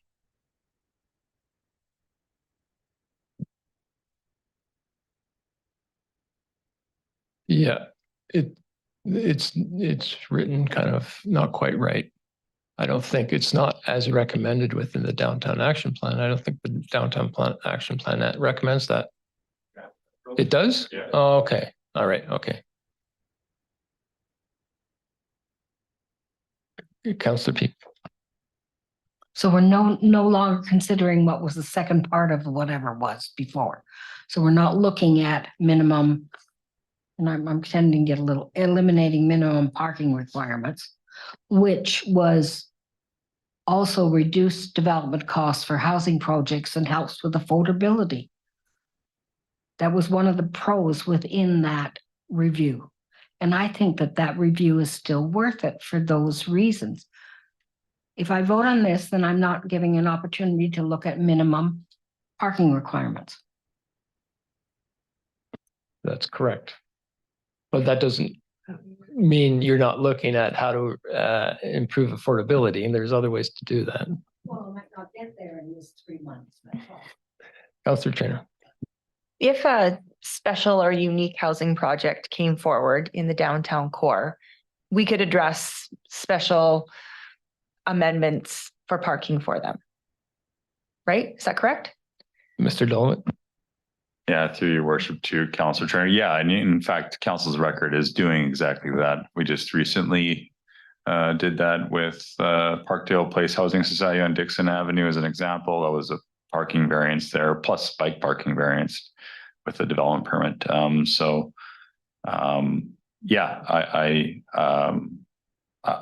The council would still have the prerogative to issue a variance for a specific project.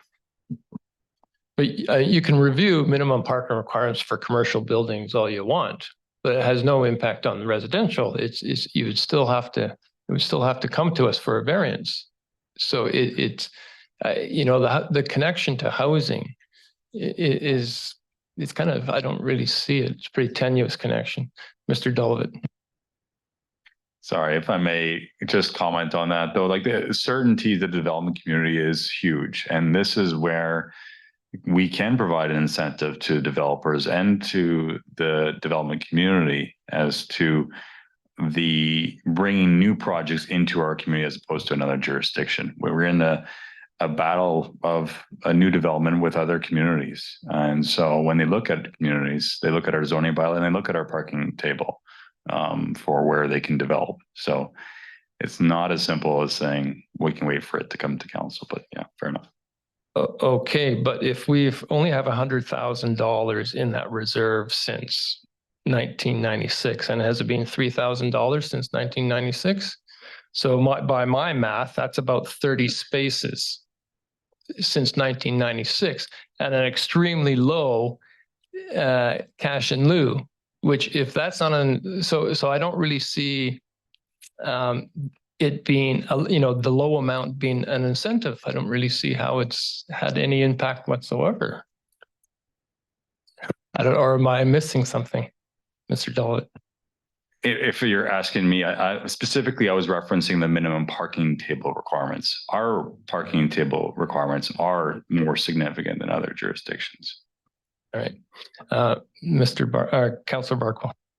Thank you. I think we're conflating two things. One is the discussion in the bylaw for the commercial lots and the cash in lieu, and the concept of reducing minimum parking requirements for residential, which is a different question altogether. And the part of the resolution that we didn't include a review of minimal parking stall requirements within the downtown neighborhood plan doesn't make reference to either residential or commercial. It's just, whatever you assume it's about. So I like this, what we have on the table right now. And then if we want to talk about a review of residential requirements, well, that's a whole different question. It's a big question and would require a whole lot of research. Thanks for the clarification. Yeah, Councillor Peak. Still out to lunch somehow, and it's maybe my brain tonight. So if it was a review of minimum parking requirements, eliminating minimum parking requirements, does it, I'm asking Brad this. If we did that, if we put that back in, it doesn't specify commercial or residential. If we look for certitude for incoming developments, if there was a certainty to what the expectation was, I'm wondering if that would help us in where development occurs.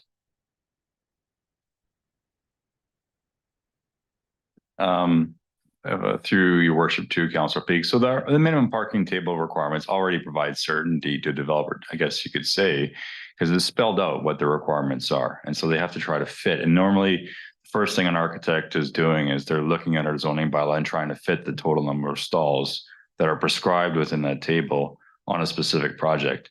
And I can tell you anecdotally, it's difficult. It's difficult within our downtown core. So it's kind of like the hidden incentive if we were to review it and reduce it potentially, is that we're providing additional flexibility for an architect to design a project still accommodating parking within their site. But we've heard at staff level that our parking stall requirements are difficult to achieve especially in our downtown core. And that's the reason why it comes forward in the form of variance to council. And that's why I'd like to see it included as a review. Councillor Bark. Well, and that should be a separate resolution because this resolution here said that a removal of minimum parking stall requirement. We're still going to require some for residential. So it's not the removal, it's just a review of the minimum for residential is what you're really wanting, right? It sounds like you want to, yeah. And so let's do that as another motion.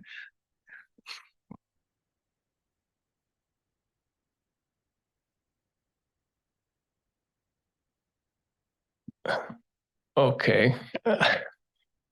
No, I'm lost. I'm going to call the question. So, all in favor of the motion that's on the floor? Nobody?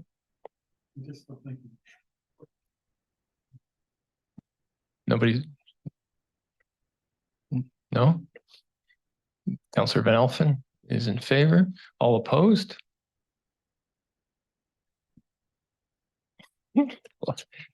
Okay, well, motion's defeated then. No. Councillor Betts. Can I try a new motion to try and capture what Councillor Peak was getting at, I think, is that staff consider a balanced approach as recommended within the Downtown Neighborhood Action Plan for the review of the cash and lieu parking fee. And what you're trying to say, initiate a review of the district's downtown minimum parking requirements. For residential. No, it doesn't have to say for residential.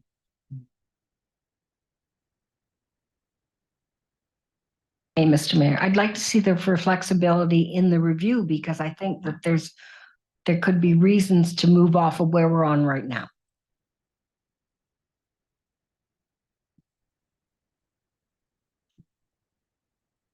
Seconder? Second by Councillor Barkwell. Any further discussion? I'll call the question. All in favor? Any opposed? Councillor Van Elfen's opposed. Motion carries. Okay, that was a good discussion. If I may, is it allowed to say, I agree with David's suggestion about the money going towards the multi-use pathway and that it come forward at our budget discussion. Okay. Okay, no bylaws for adoption, no business rising, notice of motion. Councillor Betts. Thank you, everyone. This notice of motion is about our whole lives from beginning to end. And it's actually two different things that I'm talking about here. So the background is that in evaluating solutions for climate change in our community and mitigating human impacts upon our environment, communities across Canada have been identifying opportunities to reduce our carbon emissions and our environmental footprints. From new building standards to electrifying our vehicle fleets, reducing methane emissions through municipal composting programs, and so much more. Municipalities are leaders and problem solvers. The reality is that more than 8 billion people currently call planet Earth home.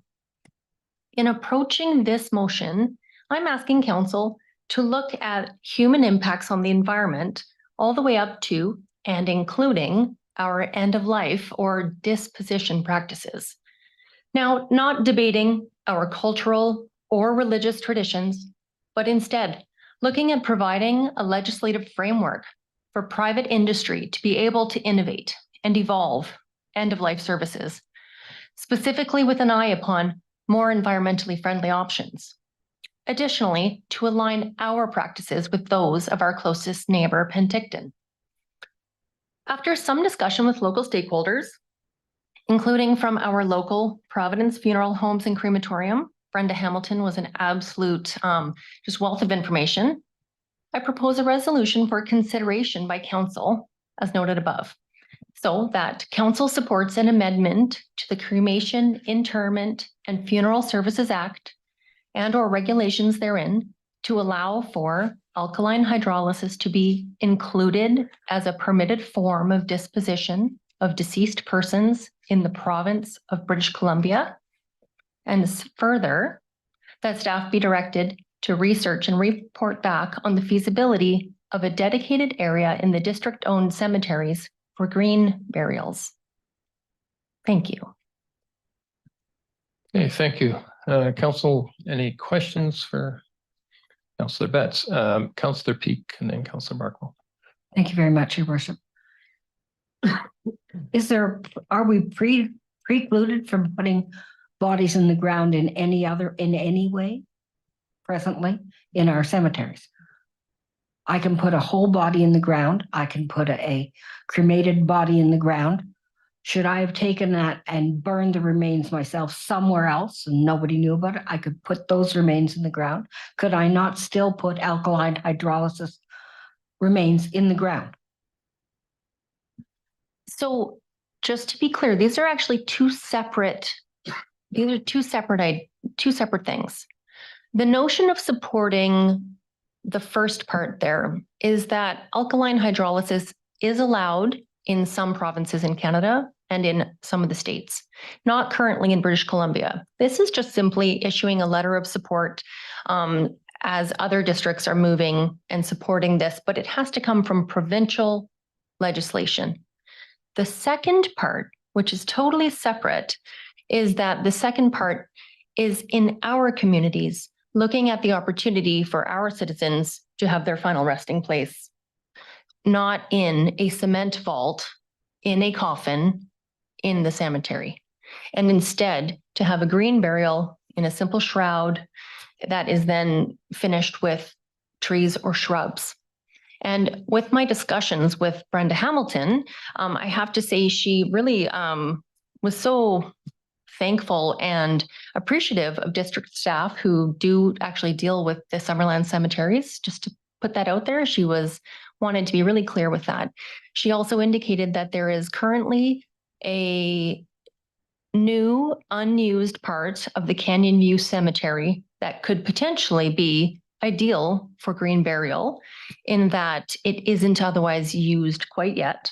And it's not dedicated to these concrete vaults and coffins, and that it would align with what is already allowed in Penticton in one part of their cemetery. Councillor Markle.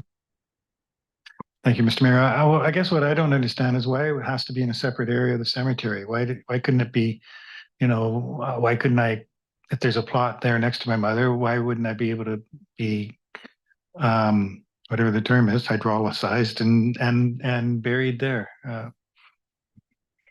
May I?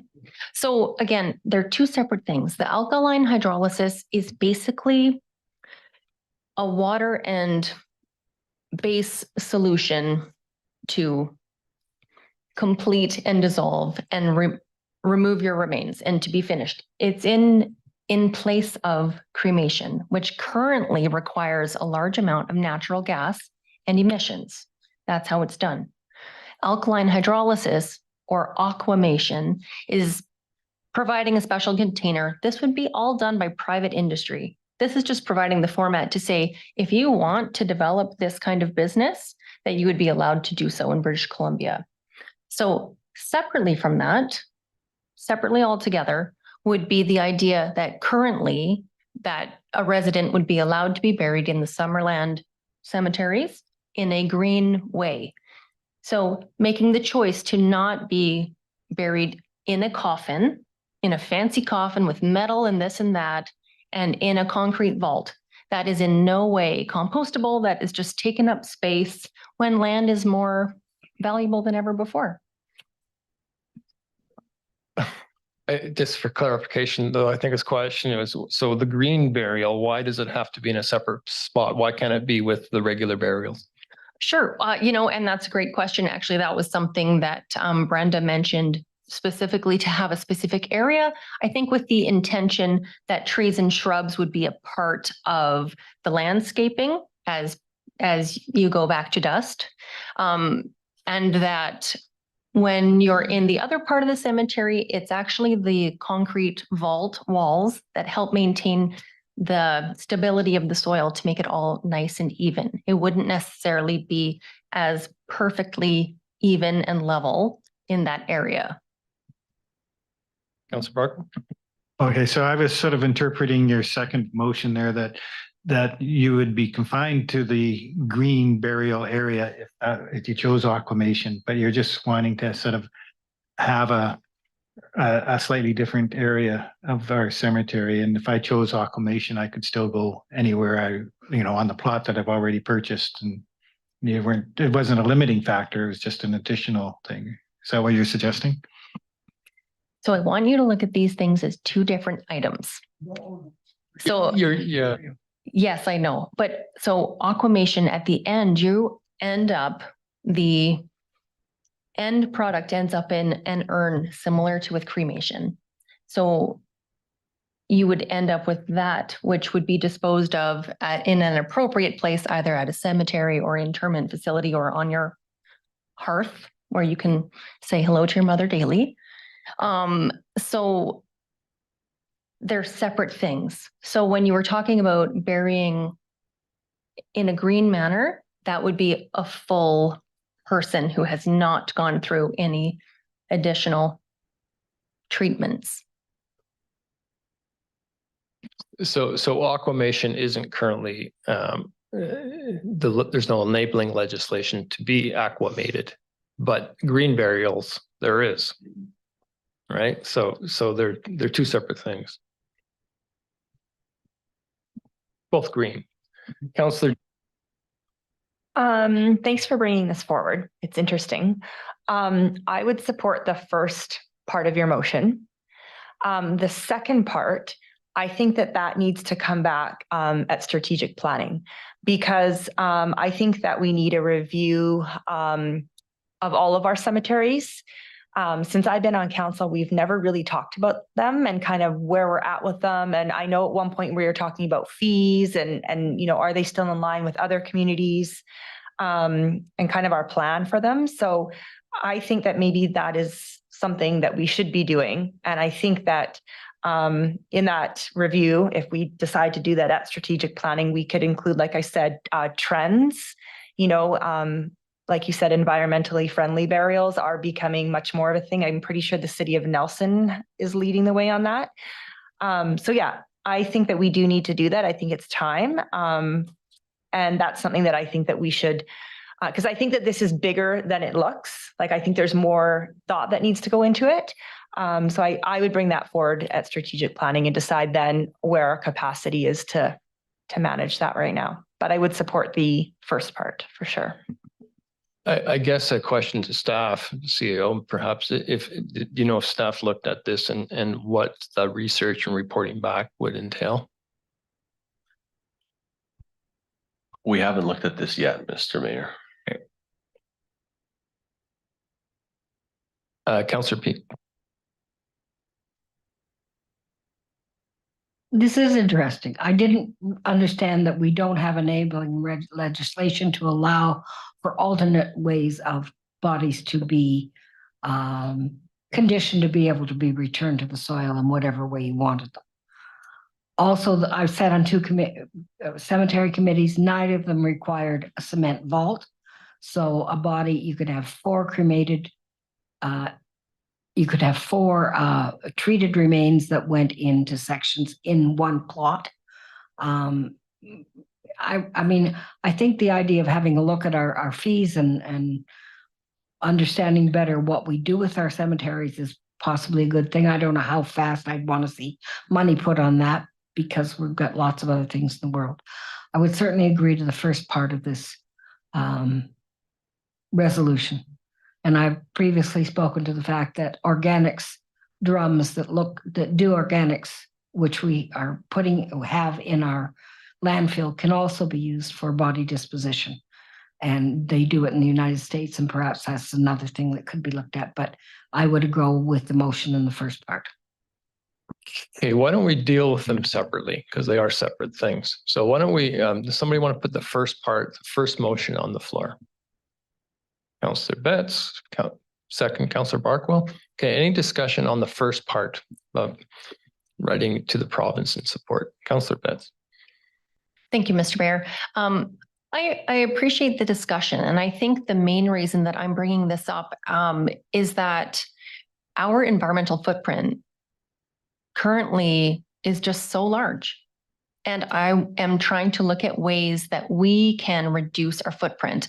And that is one of our strategic priorities. Climate change and action is really very important. So we're looking at not using natural gas as one of our methods to deal with residents. So for me, I appreciate the modernization of what we can do to help people at the end of their lives. I think there are other opportunities coming forward, but this is just sending a signal that we support continuing to evolve this industry. And that's just sending it to the province for them to evolve and support the amendments to the Cremation, Interment, and Funeral Services Act. Thank you. Okay, thank you. Councillor Peak. I think this is an opportunity to support an alternate way of dissolution of bodies, and I think it's a good form, well knowing that incineration, it does provide a lot of carbon to the atmosphere. And if there are other ways of doing it that doesn't do that, then I think that the opportunity to have this brought forward, which I commend you for, is well worth doing. Okay, so I'll call a question on the first part there, the first motion. All in favor? None opposed? That carries. Okay, the second one. Councillor Betts, you'd like to put that on the floor? And do I have a seconder? Councillor Barkwell, further discussion? Councillor Betts. I would just bring to the table that I believe it was in Penticton. There are lots of other communities already in British Columbia who have made fairly simple changes to allow for so-called green burials in their communities. It was, from what I understand, possibly already allowed within the legislation, but it was a matter of determining that and bringing it forward to our funeral homes to say that this is an option. So I would just encourage us that this is just, again, another way of looking at our end of life, but our full life practices and what our carbon footprint is in our community. Councillor Barkwell. I think, thank you, Mr. Mayor. I think you cleared it up for me that you're just really talking about an area for green burials in general. And I'm not sure what qualifies to be green, but I don't see it should be a big burden to give us a little information on and the implications of dedicating a corner of the cemetery for green burials. Not that I understand entirely what they are, but it doesn't sound like a bad thing. So I could support this as a way of moving forward. And I guess I'll ask the CAO again. I mean, what I think what really needed, like how onerous would it come back to report on something like this? I have no idea myself, and it as Councillor Bark was saying, it seems pretty straightforward, but maybe there's something we're not really aware of. Yeah, thanks for the opportunity to comment on that, Mr. Mayor. I do believe right now staff is sort of like operating at red line sort of performance there with maximum RPM. So I would feel more comfortable if we could chat in our next quarterly report update, which is coming quickly, and then we'll have Joe in the room too, and we can talk a bit more. I'll give him a heads up, and if it could be something that can be done quickly. I just don't want to presume that there could be a level of complexity here I'm not familiar with. So maybe we, if the motion is passed, we could talk a little bit more about what might need to slow down in a different part of the priorities if we go this way. So there's also an option to defer, perhaps? At council's discretion, yeah. Councillor Barkwell, then. Motion doesn't put any immediacy on it. It just, so if we can put it out there and then staff can tell us when they think they can get it done by. Councillor Van Elfen. So somebody may clarify green burial. So this green burial designated area, digging a hole, throwing the body in, is that green? Yes, in a shroud. Thank you. Okay, I'll call the question. All in favor?